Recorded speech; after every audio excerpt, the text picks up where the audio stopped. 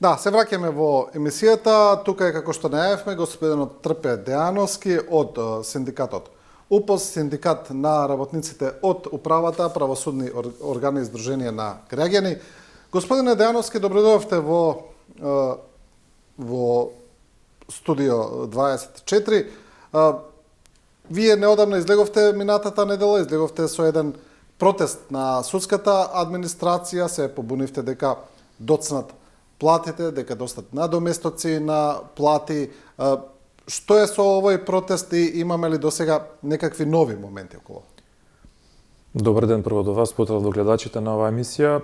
Така е, значи минатата недела искористивме прилика, имавме пресконференција да ги запознаеме и јавноста и владата со на што се случува моментално во судовите, меѓутоа таа ситуација е пресликана дословно и во обвинителствата. Прво, најавивме дека може да излеземе на протест доколку не се решат одредени проблеми таму, а тие проблеми не се од вчера, се од многу одамна, меѓутоа сега заземаат се поголем замав од причина што имаме многу намалена бројка на вработени во службата и во судството и во обвинителството, а за тоа на сметка на тоа имаме многу ниски плати.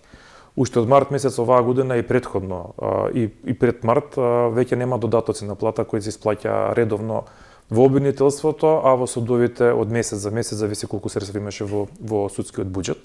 Имавме голем излив на средства од судскиот буџет за функционерите кои се вработат во судовите, а тоа се судиите. Истото така имаше случајот беше скоро сличен и во обвинителството, што значи дека функционери земаат додатоци на плата, се исплаќаат јубилејни награди, се исплаќаат средства до подобиени пресуди, а за вработените не остануваше ништо. Исто така тоа го се допринесе во ваката состојба изборите, нели, кога се има избори во Македонија, без разлика дали тоа се локални или парламентарни избори, Државната комисија спречување на корупција има едно упатство кое што забранува исплата на било какви додатоци на плата или они ги викаат вонредни додатоци, вонредна исплата на плата, освен плата. Тоа е за целиот јавен сектор, така да оваа група на вработени беше и за тоа оштетена. Гледавме поготово судството дека парите, како што кажав, се излеваат, се плаќаат за судиите се и се што, без разлика дали има законски основ или нема законски основ, вработените остануваа со кратки ракави и затоа рековме дека доколку веќе овој месец не се исплаќа додатоци на плата, не се направи нешто за да се подобри состојбата на вработените, ние ќе најавиме протестот дали тоа беше овој месец, дали во наредниот месец. За среќа наша, имавме една работна средба, не јас лично, туку представник на нашиот синдикат и на други синдикати, со претседател на судскиот буџетски совет, кој синдикатот УПОС го игнорира, не знам од кога е назначена таа функција. Имаше утредента седница на судски буџетски совет, каде што беа изгласани додатоци на плата за вработените, беше донесена одлука за исплата на плата, која веќе почнува да се исплаќа во судовите, некои земаа, некои се уште чекаат исплата и се надеваме дека до крајот на годината ќе биде исплатен регресот за годишен номер на овие вработени во судовите. Значи прв пат после март месец вработените добиваат додаток на плата, овој пат 25% највисокиот кој што може да се добие, иако во Законот за судска служба тоа е предвидено дека треба да се добива, односно се извинувам, може да се добива секој месец, а до сега Судскиот буџетски совет носеше одлуки дека нема доволно средства за исплата на тие додатоци на плата за вработените во судовите. Во обвинителството е истата ситуација, за жал таму и овој месец нема исплата на додаток на плата, иако според наши информации знаеме дека има средства во обвинителството, таму па постапката дури по едноставна од судовите, бидејќи таму одлука за исплата на средства на додатоци на плата носи обвинителот, немаме некој орган како што е судскиот буџет во обвинителството. Дали е тоа некоја одлука повисоко, да кажам, политичка, не знам, нели денеска има соодбраниска седница каде што треба да се назначи или да се смени постоечкиот, па да се назначи нов јавен обвинител, ќе видиме и моментално таму ситуацијата е потешка него во судовите. Морам да истакнам дека иако јавноста знае, веќе многу пати сме кажали дека платите на овие вработени и на вработените во администрацијата се најниски моментално во државата. Почетната плата на вработените, баш минималната плата, е нешто над минималната плата. Бројот на вработени се намалува секој ден. Тоа е некаде околу 24.000 денари, нели 24.300. Сега со стажот, зависи колку стаж имате, таа може се зголеми најмногу до 20%. така да ситуацијата е доста лоша. Бројот на вработени се намалува во овој месец, во последните 2 месеци во обвинителството имаат заминато само во Скопје 10 вработени, бидејќи платите се доста ниски, додатоци на плата не постојат. Бројот на функционери со бројот на вработени, значи, многу диспропорционален. Имаме повеќе судии и обвинители него што имаме службеници што работат со судиите, со обвинителите. Например, во Скопско обвинителство имаме 50 обвинители на 20 дактилографи кои што треба да работат со нив. Во Основен кривичен суд имаме 68 суди, имаме 44 дактилографи што треба да работат со нив. Работата трпи, се оштетува државата, се оштетуваат граѓаните, се оштетуваат фирмите, приватниот сектор, бидејќи не можат обемот на работа што поготово го имаат во поголемите градови.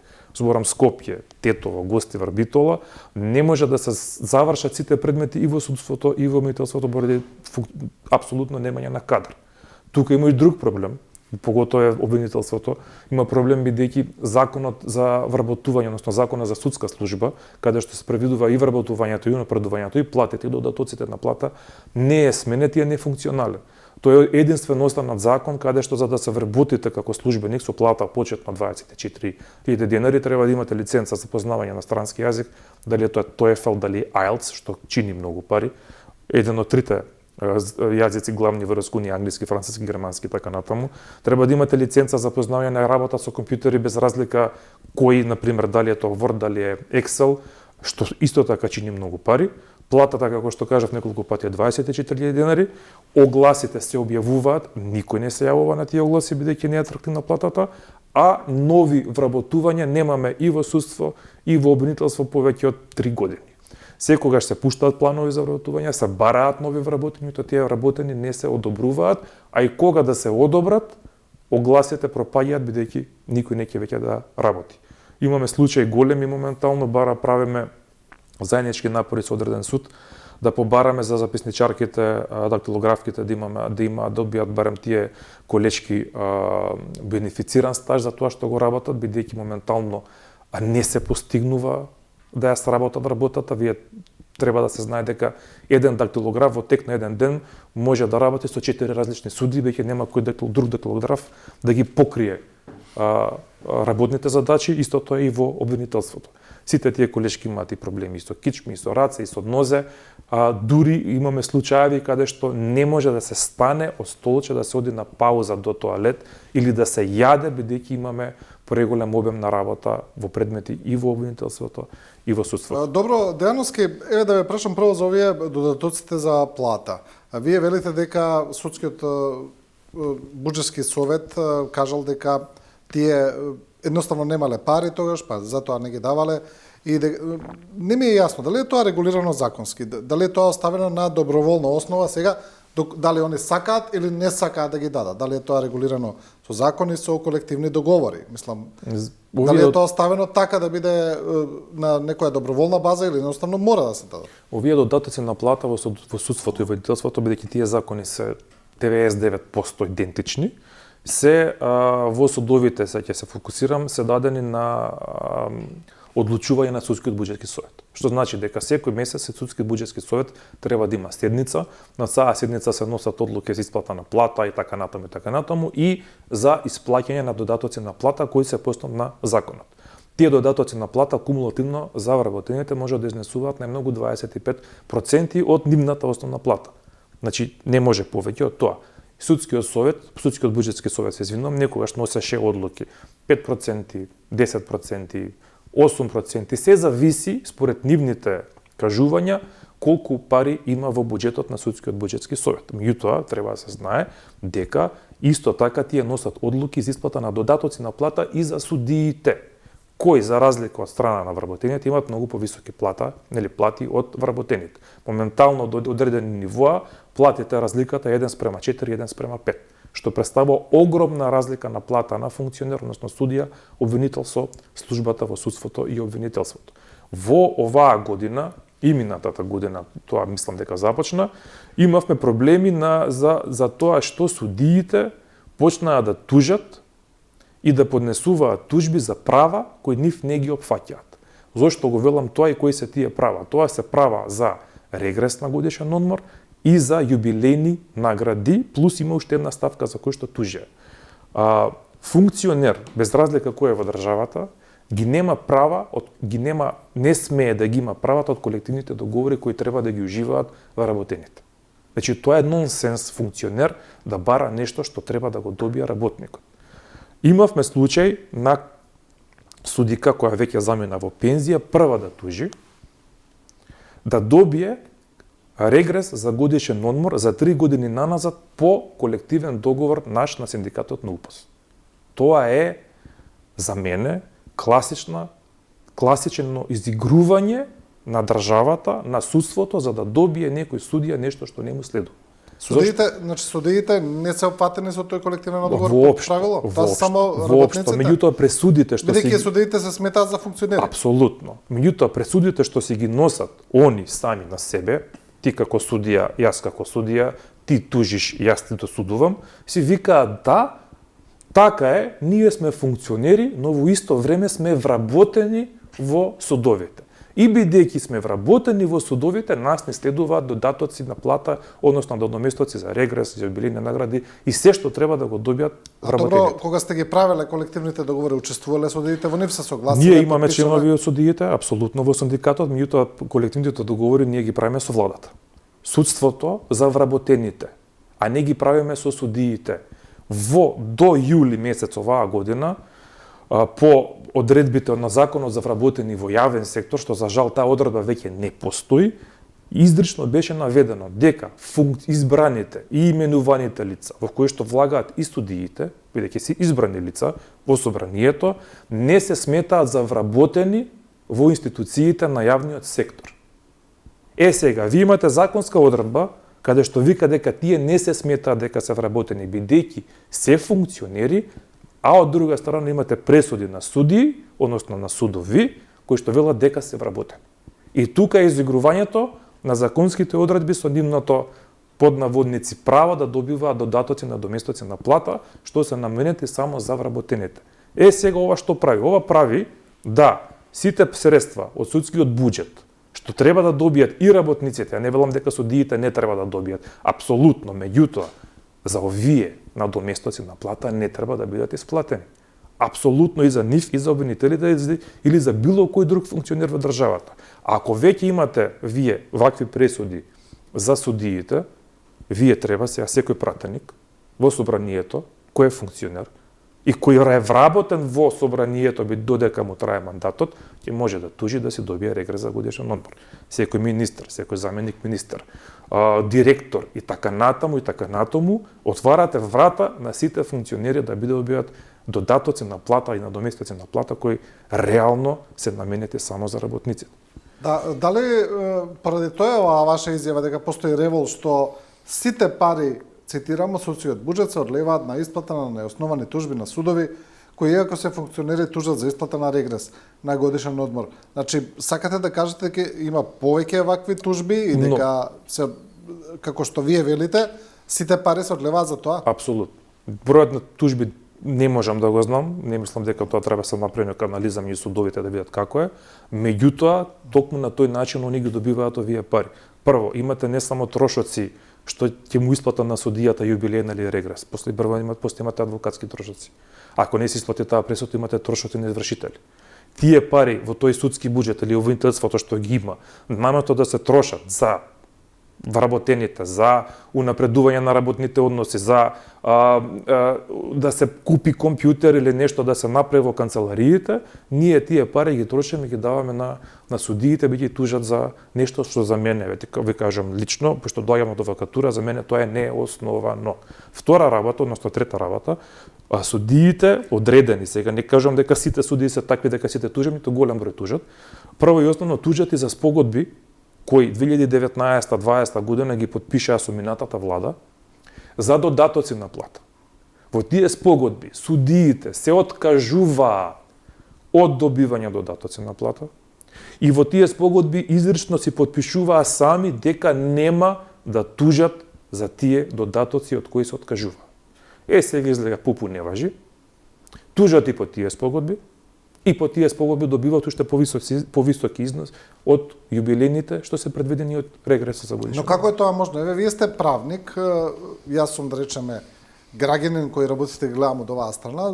Не знам, имаме некои базични примери кога подпишуваме нешто, еве, на пример, дека се откажуваме од тужба или дека се откажуваме од побарувања. Едноставно, тој ваш подпис е печат на тоа барање. Вие не можете едноставно да барате после тоа. Како е можно они покрај свој подпис повторно да бараат? Како е можно тоа во правото, не ми јасно? Ќе одговорам како граѓанин и како правник, значи мислам дека тука треба стане малце збор и за образ. Меѓутоа изгледа некои луѓе што носат тоги немаат никаков образ и наоѓаат начин како да си го заобиколат правото, што треба да го практикуваат и треба да делат правда и на нас, граѓаните, и на приватниот сектор, и да работат во име на сметка за државата.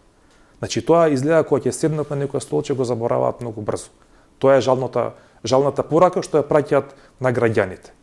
Ја девелам дека сите судии се такви, не се. Апсолутно познавам судии и знам кои се и достоинствени и прекрасни личности, меѓутоа имаме луѓе што забораваат кого застапуваат и што треба да застапуваат и каков приказ треба да дадат за функцијата судија во општеството и на граѓаните. Уште потрагично е што е да седнеме јас и ти, Сивини на Тит, да поднесеме сега тужба, пошто ние како адвокат поднесуваме тужби и ги застапуваме работниците. Со тужба да поднесе работник за работен спор, еве за јубилејна награда или за регрес за годишен одмор, таа тужба прво ќе има одговор на тужба од страна на државно правобранителство. Па ќе чекаме да се насрочека во Скопски суд, бидејќи е голем обем на работа, ќе пуштате сега во декември, прво рочиште може да биде април месец. Па да има рочиште, па може некој да е болен, па да се одлага, па да бидеме во оптимистички фактори за година дена за да заврши прва постапка, нели првостепената постапка. Па потоа ќе имате и да сте ја добиле ќе се жалат. Па ќе оди на апелација и ќе чекаме 2, 3, 4 години да таа постапка се заврши. Правосилна за работникот да може да се го земе тоа што му следува и што е напишано во колективен договор или во закон. Сега во овие ситуации имаме пак изигрување на системот. Ако вие сте судија од основен суд Неготино, тужбата треба да ја поднесете во судот во Неготино. Па да се земе во работа, па да се најде дека судот е ненадлежен бидејќи се работи за функционер што е запослен во тој суд и да ја даде на работа во друг суд. Па тој суд да одлучи. Ние сега имавме директно судиите меѓу себе договорени, да не се пушта на пример во тој суд Неготино, туку директно да оди во друг суд, каде што судијата ќе ја реши постапката. Јас и вие како граѓанин да поднесеме таква тужба, прво ќе ни одбијат поради местна надлежност. Тој суд ќе ни ја отфрли тужбата дека е местно ненадлежен за решавање. Меѓутоа, она старана врана на врана очи не вади, сите сме се пријатели и сме другари, па ќе се досудиме еден на друг тоа што треба и тоа што не треба. Тоа се земат. Втора работа е што, кога се поднесува овие тужби, имаше такви примери да тужбата се завршува во експресни рокови. Тужбата е поднесена, ќе карикирам, месец мај, во месец септември, октомври веќе имате правосилна пресуда. Зошто? И тоа никој не пишува одговор на тужба од страна на правобранителство, никој не се жали на таа пресуда, веќе имате пресуда добиена, станува судска пракса, таа пресуда се пушта во судски буџетски совет и се викаат трпе и сеја треба да добијат јубилејна, пошто Петко таму добил и за да не тужат сеја трпе и сеат, дај да им сплатиме она што го имаме во судскиот буџетски совет. Тоа е за мене тоа изигрување што ни го прават и што сите средства од тој судски буџетски совет ода за исплата на нешто што не следува, а не се гледаат тие средства за унапредување на правата на работниците, да добијат работниците нешто што треба да добијат, па дај Боже некојаш да доживееме и повисоки плати. Судскиот буџетски совет треба да биде за сите вработени, а не треба да биде само за една група на вработени. Истото и во обвинителствата. Имаме дежурства кои што се плаќаат 290 денари. 290 денари треба обвинителски службеник да добие кога ќе стане од спиење во 11, 12, 2 саат на вечер, да отиде на место каде што имало некој кривичен настан, како ќе дојде, никој не го прашува, службени возила нема, сами плаќаат такси или сами доаѓаат со нивни возила, може да седи од 12 на вечер до 8 саат са бајле, од 8 сати сабале треба да се заврши работата од 8 до 4, а за тоа што било 8 сати на терен ќе добие 290 денари. Такви се износите на дежурствата што треба да ги добијат нашите вработени и нашите чинови на синдикатот. Да.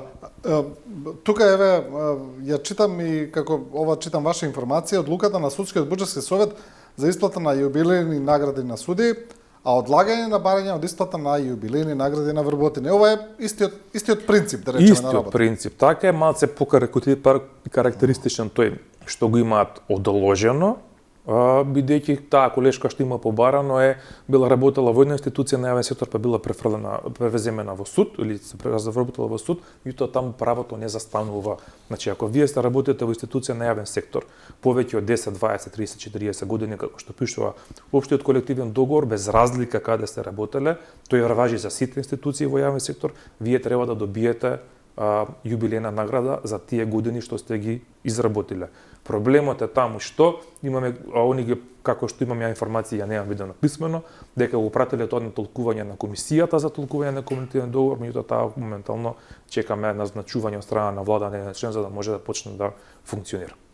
Да, и сето ова се случува кога, и вие го кажавте тоа и на почетокот на емисијата, во судовите имаме значи еден недоволен број на вработени во однос на систематизацијата на работните места. Односно имаме многу помалку вработени околку што треба и тоа оние што се помалку ги натрупува буквално со работа. Ние имаме апсолутно е така, за жал е така. Сервисот према граѓаните на приватниот сектор моментално во судовите, поготово во неколку суда не може да се пружи на начин што би ги задоволувало потребите на граѓаните на приватниот сектор. Поради што прво немаме услови за работа, второ немаме број на вработени што треба да ги пружат тие услуги. Адвокатите и граѓаните што биле во скопските судови што имале работа, се знаело порано дека за секој шалтер имало вработен. И секој еден вработен работел со по еден судија. Сега имаме еден вработен да работи со 3 или 4 судии. Имаме шалтери каде што веќе нема луѓе да примат допис до судијата што треба да се однесе нагоре. На приемното деление во Основен граѓански суд во Скопје, пред некое време имавме 2 колешки што беа боледување, имаше една колешка што само работеше, имаше редови за да дојдат да поднесат тужба, одговор на тужба, жалби така натаму, сите оние судски списи, дописи што се праќаат на пример до Основниот граѓански суд. За условите на работа да не разговараме. Ние во Основен граѓански суд пак во Солна 4 години нема грејење. Имавме 6 месеци да не работеа тоалетите. На 180 вработени функционираше еден тоалет во подрум. Имавме излевање на фекали, пропуштање, прокиснување на кровови, компјутери нема купено, све на донација од USAID или од Европска унија, ама битно има за кожни столици и за нови тоги за судиите. Значи, овој моментално и оние контакти што ги имаме и со нашите вработени и со адвокатите, нема човек кој што влага во судството, во зградите на судовите да не го кажува истото. Дека мора веднаш да се реагира на некој начин за да тој систем, трета столб, трет власт во државата да профункционира на начин како што треба. Прво, да бидат задоволни вработените, да си ја извршуваат работната задача, а извршуваат иако имаат катастрофално ниски плати, за да можат граѓаните да добијат услуга што ја заслужуваат и се надевам дека некогаш ќе рикне, ама тоа не е до вработените, туку е до функционерите, до врбата на судовите повеќе од 2%. Мора да се подобрат многу работи за да тоа да почне да функционира, меѓутоа со Судскиот буџетски совет и она што се носат одлуки само за себе и за никој друг и не гледаат подалеку од никој друг, мислам дека многу тешко тоа ќе се направи. Да, еве ги бројките кои вие сте ги изнели. Од 508 предвидени работни места во систематизација пополните се само 180, од кои 50 судски соработници и 130 референти. Секој вработен извршува повеќе од 4 работни задачи и прима една плата. Во судот има 66 суди, а има 53 дактилографи за сите суди. И така натаму. Сега ми е прашањето. Кој решава за вработување во судиите, кој решава за пополнување на оваа систематизација, дали е тоа исклучиво Судскиот совет, дали треба да тука да се праша Министерството за правда, кој решава за функционирањето на целиот овој систем во овој поглед?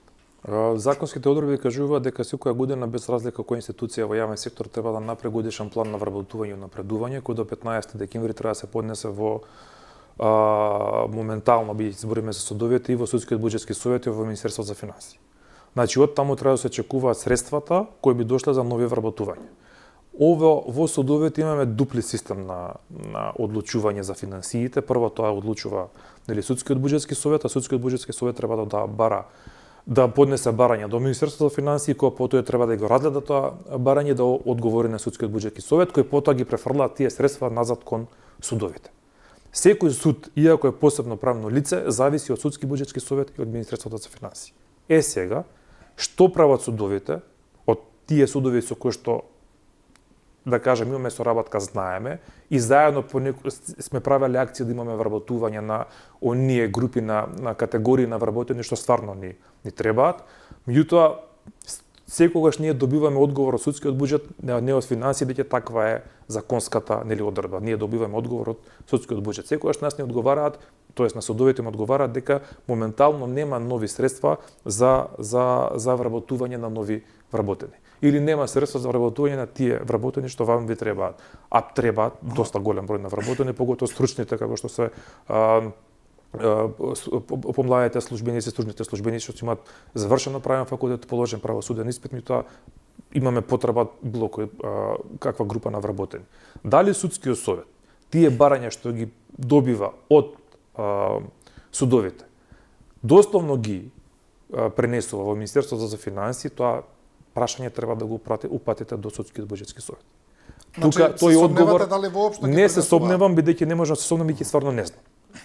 Некогаш пречката може да биде Министерство за финансии, некогаш пречката може да биде судскиот буџетски совет, некогаш може и председателот на судот да не бара тоа што треба да бара.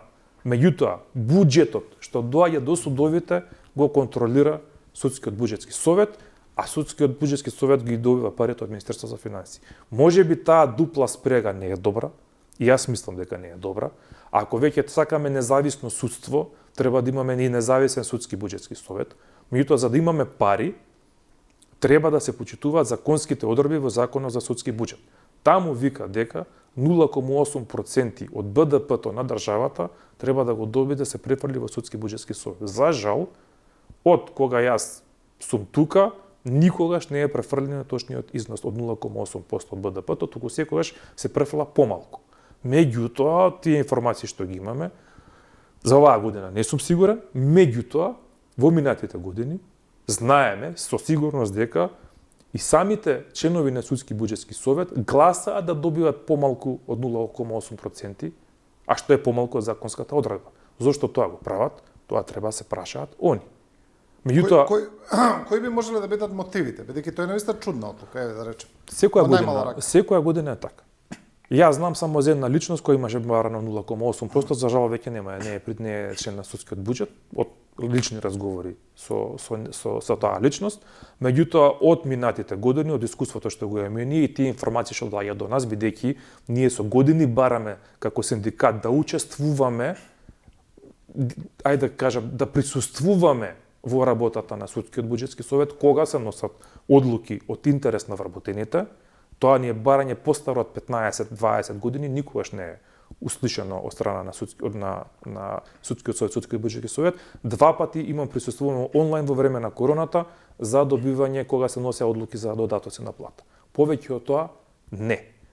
Транспарентноста ја нема. Дознаваме од наши членови што се блиски со таму вработени, па да ни пренесат информација како е донесено, зашто е донесено, или ги гледаме одлуките кои се објавуваат на сајтот на судски буџет. Можете ли да претпоставите зошто? Бидејќи еве не знаете, но дали се работи за удоволување на извршната власт, еве ние ќе толку ни даате, толку ќе работиме. Стварно нема да ви бараме многу пари. Нема да ви бараме многу пари. Стварно не можам да разберам основата. Бидејќи е чудна одлуката, апсолутно е чудна одлуката кога викате дека кога законот вика 0,8%, така, а вие барате или добивате малку помалку, никој ништо не кажува. Сега со тие 0,8% ќе имате поголеми средства на располагање што може да ги употребувате за разни работи кои ви требаат во судовите или така натаму. Дали тоа плати, додатоци на плата, инвестиции, нова опрема, нели поправка на тековни работи и така натаму, тие пари ги немаат. Мене ме зачудува она што го велите вие, зашто не ги добиваат и зашто гласаат на начин како што гласаат. Може би грешам, може и моите информациите што доаѓаат до нас не се точни, меѓутоа мислам дека се.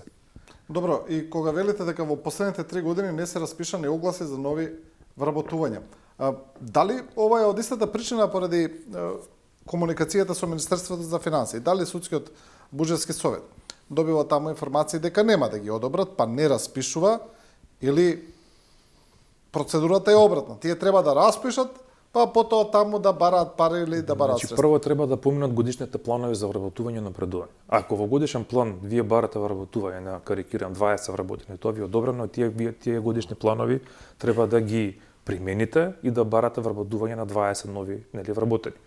Да се објави јавен оглас во дневните вестници на македонски и на албански јазик, да почне постапката, да има интервјуа, така натаму и така натаму. Меѓутоа, доколку тоа не се случи, или пропаднат огласите, или никој не се јави на огласите, тие пари остануваат неискористени и стојат на сметката на судот. Потоа тие пари, дали ќе влизат натре во Судски буџетски совет, ќе ги бараат назад, бидејќи не се искористени средства, дали финансии ќе ги побара, тоа е веќе друго прашање. Меѓутоа, имавме неколку ситуации во скопските судови, каде што имаше огласи пред не ме фаќате за збор, година и пол, двека, кои што прво никој не се јави, вториот пат беа поништени. Имам заборено од која причина, меѓутоа не се јавуваат луѓе и во обвинителството имаме такви случаи, бидејќи условите за вработување скоро никој да не може да ги исполни. Такви услови за вработување во обвинителството, ќе ги спомнам, имаат само функционерите, директорите, што треба да знаат 1, 2, 3 јазици или да поседуваат лиценци за работа со компјутери. Платите се ниски и тие такви јавни огласи за вработување пропаѓаат, а за жал унапредувањето не постои. Одамна немам чуено некој да биде унапреден од едно ниво на друго ниво, зборам за службата, а и да се унапредат колегите, она што го добиваат финансиски многу малку, бидејќи од едно во друго ниво, ако во напред разговараме за 1500 до 1800 денари повисока плата. Ништо повеќе од тоа. Да. И велите дека исто така тука сега во целата оваа ситуација со сите овие проблеми кои ги набројувате, дека недостасуваат целосен социјален диалог со председателот на Судскиот буџетски совет. Едноставно тој не сака да ве слушне, ниту да разговара за ова. Па таква порака добиваме, бидејќи имаме барано 2 или 3 пати средба со него, до сега со председателот на Судски буџетски совет се немаме видено. Нема одговор на барањата, ние не бараме да збориме со него за ништо друго, туку бараме да збориме токму за овие прашања, да ни даде поддршка за законите кои се носеа, поготоа за судската служба во која што учествувавме ние како представник во работата, истиот закон како представник учествувавме во законот за обвинителска служба, предвидувавме нов систем на плати со покачени плати, со повисоки плати, добивме поддршка од Министерството за правда, бидејќи тие работни групи учествуваа голем број начинители и од власта и од граѓанскиот сектор. Сите се согласија на тоа што го пишува во тие закони.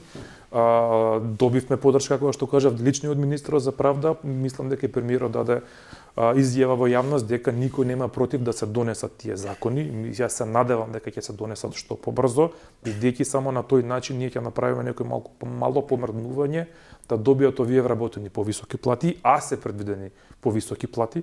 А ако им смета методологијата на плата што е предвидена, нека сменат, ама да го останат износот на плати со покачен износ од 20 до 30% се таму покачени платите и во судовите и во обвинителствата. Тоа ќе допринесе и да се јавуваат нови вработени и да вработените се мотивираат и да остануваат на работа.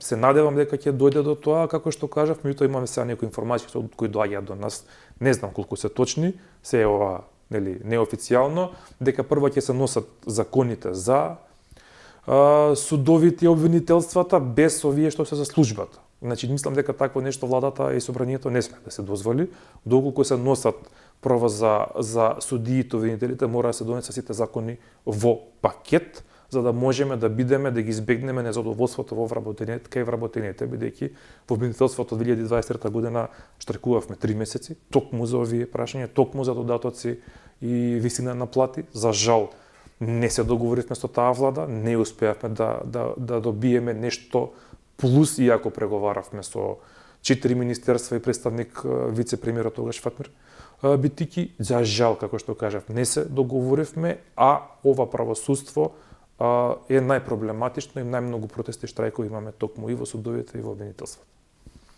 Како би ја искоментирале изјавата на премиерот Мицкоски кога тој зборува за судството? Има тамо сега, нели, политички моменти кои ние нема да ги коментираме околу таа пресметка извршна власт судство, но директно изјавата дека кај нас судството добива баш добри пари, како што вели премиерот, во споредба и со европските судски системи и дека пари кај нас во судството има и повеќе него доволно. Мислам дека таа изјава на премиерот е дадена само за функционерите, не се однесува на вработените. Мислам дека премиерот доста добро знае колкава е висината на платата на вработените, дека токму ради тоа ја даде онаа изјава која јас ја споменував дека никој нема против да се донесат законите за јавно-обвинителската служба и за судската служба, и баш имаме предвидено зголемување на плати. Она изјава јас себе лично ја толкувам дека се однесува на функционерите, дека тие пари од буџетот што им се дава на судовите и на обвинителствата се користи само за една група на вработени, а не за ние што треба да се користи. И мислам дека е порака до нив да се сенат да си ја работата како што треба. Добро, пред крајот на емисијата имаме уште 5-6 минути. Генерално за темата минимална плата, некако како да растот на минималната плата дефинитивно запре, тој застара негде на 24.000 денари. Требаше претходно со динамиката веќе да дојде до 30.000, но не дојде. Се чини дека државата дигна рачна некако на таа приказна околу минималната плата. Образложенијата од другата страна да се дека тоа предизвикува инфлација, пораст на животни трошкови, дека не е тоа само еднонасочна приказна, расте платата и тоа е добро. Значи, според анализите, ајде да речеме, на сегашните креатори на политики, растот на минималната плата и не е секогаш добра опција. Имавме средна... Барем јас така разбирам. Јас такви флоскули слушаме цело време, дека се, како што кажавте вие, дека со раст на минимална плата се крива инфлацијата. Мислам дека еве минималната плата година пораст на 1800 денари, инфлацијата се крива и ја креваат и цените се креваат во продавниците, а ги креваат газдите од приватниот сектор, а не ги креваат работниците. Тоа мислам прво треба да се знае. Мислам дека некој си игра играчки со нас, дека цените доброволно си ги решаваат на некои состаноци во приватните големи фирми, во приватните големи компании, а ние цело време ги плаќаме иако нема вистина во тоа дека со раст на плата или минимална плата во јавен сектор или приватен сектор се зголемува инфлацијата.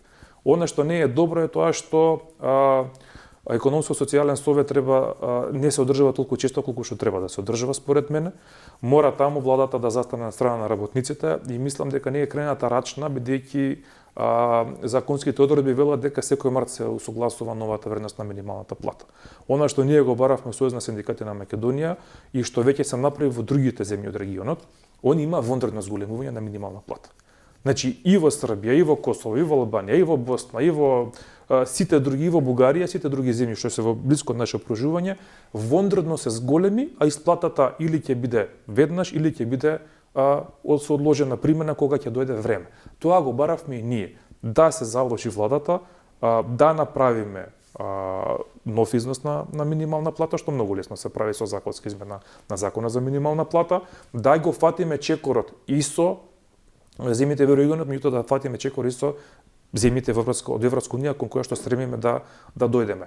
Мене мислам дека треба владата да се заложи повеќе за работниците, бидејќи ако се слушаат приватниот сектор, јас логиката во приватниот сектор веќе не ја гледам.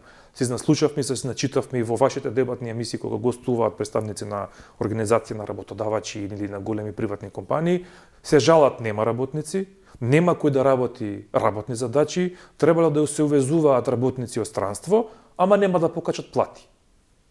Едното со другото нема допир и нема некаков сенс. Немаме работници, нема кој да работи, ама нека работат работниците за овие плати што ги имаат, не дај Боже ние нешто да им зголемиме плата. Имавме на почеток на оваа година средба со Меѓународниот монетарен фонд. Првото прашање што го поставивме беше токму ова. дали има вистина дека ако се покачи минималната плата, тоа ќе допринесе да се покачи инфлацијата. Одговорот на 6 представници на Меѓународен монетарен фонд рече дека не. Нема да се покачи никако. Дека тоа не е поврзано. Нема никаква поврзаност со покачување на инфлација. Пак ќе кажам, минимално покачување на минимална плата, тоа е усогласување со трошоци на живот и просечната плата од 1800 денари.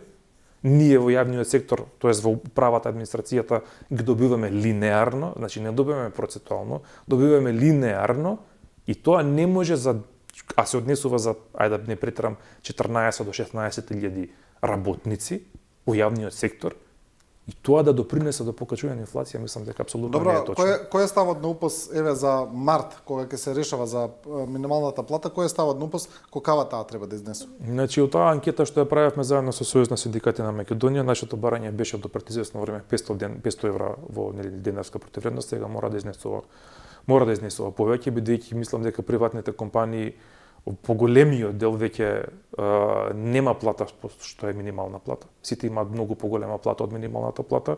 Проблем може да бидат за нечии и трговци поединци кои ги прават, кои се на минимална плата, реално имаат многу поголеми добивки, а само се прави да се плаќаат помалу и придонеси во пензиско и здравствено осигурување и како даноци на државата.